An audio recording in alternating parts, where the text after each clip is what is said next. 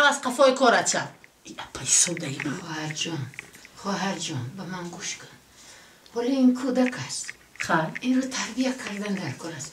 این خیلی سخنهای صاحب نگود خواهر جان. همین خیلی ملایمی سودان گیرد بچه تونه کشیده میگیرد. سودایی من سودگیتون نموندید خواهر جان مگری با شما اومده درس یاد کردم خیلی کنی یک خانوتنا تماشا کنیم چی اپا؟ مرحمت